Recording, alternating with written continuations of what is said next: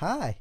Within this lecture, we're going to have our first hacking experience in the system pen testing section.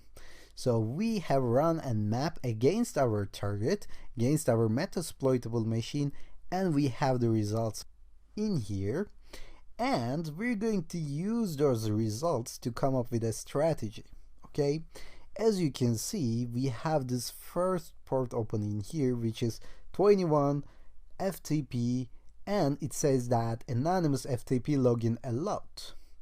So there is clearly something wrong in here, and there is clearly a way to exploit this, and we will try it. So best way to deal with this kind of situation is that research this thing and find out a solution. Since we believe there is actually a vulnerability in this case, we have to find a way to exploit it. So what I'm going to do, I'm going to copy all of this information and try to find some exploit regarding to those information in exploit databases. So basically there are a lot of vulnerabilities in here, and hackers actually write some exploit codes in order to leverage these weaknesses and gather some access to ourselves. And we cannot know how to write exploits at this moment, since this is not a programming course, but we can find them online. So there are a lot of vulnerabilities and there are a lot of exploits that are ready for us to use already. And they are stored in something called exploit databases. We can surely use those exploit databases and find our related exploit to leverage it and gain access. And we have a tool called Metasploit in Kali Linux, and this is most popular ethical hacking tool of all time. So this is a penetration system testing tool, and you can reach it within Kali Linux by opening a terminal and running MSF console.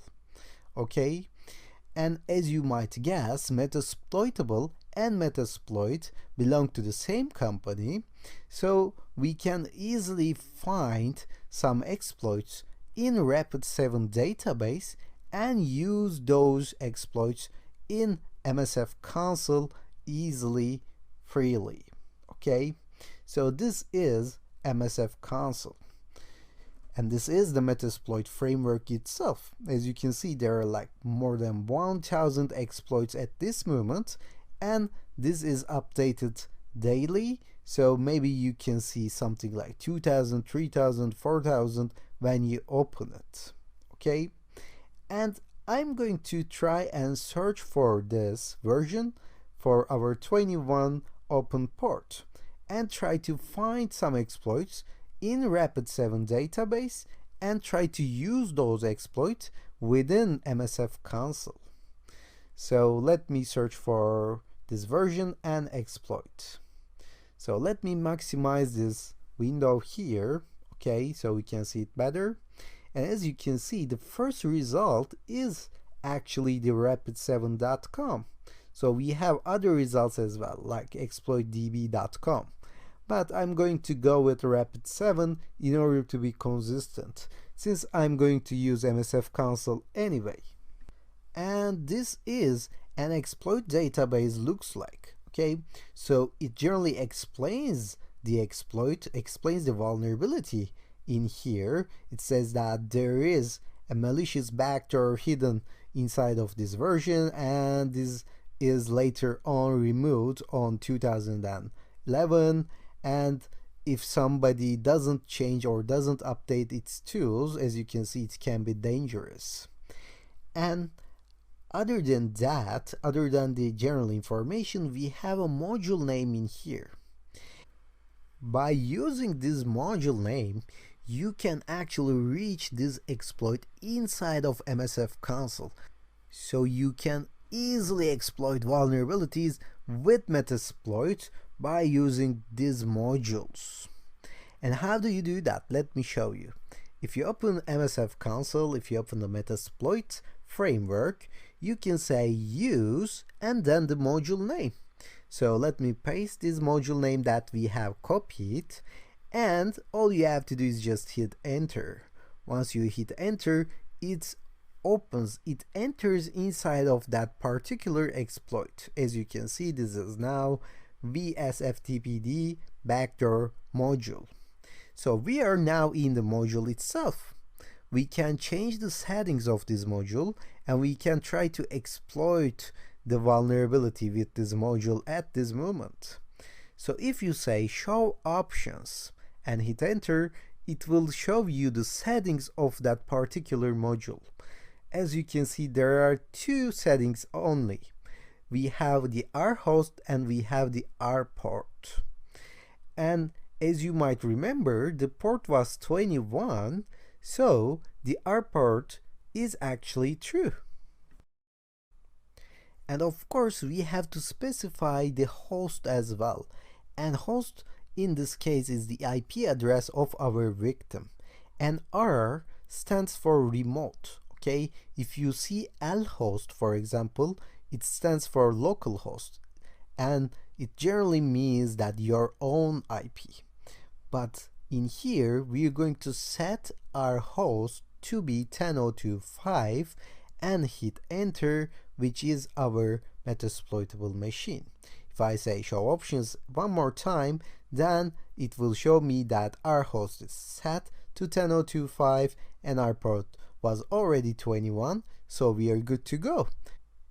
So there were only two options to complete, and now we have completed those options, and we can just run this exploit. We can just try to connect to the victim machine by running run or exploit in here. So I will say exploit and hit enter, and it will try to connect to that host 10.02.5 with the codes, with the exploit codes that are built in the Metasploit, and try to hack in that computer. And as you can see, we have a session open. It means that we now hacked into the Metasploitable machine.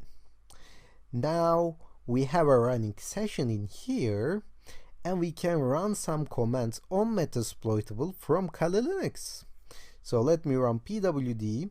As you can see, I think we are in the root. So if I say ls, then I will see the available folders in here.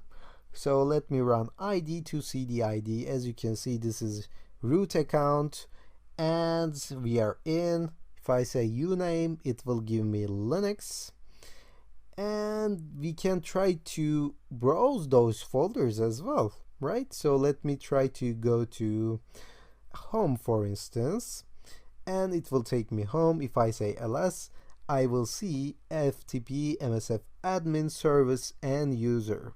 Now let me try to go to msf admin, and if I say ls, we have this vulnerable folder in here. Let me try to go into that as well.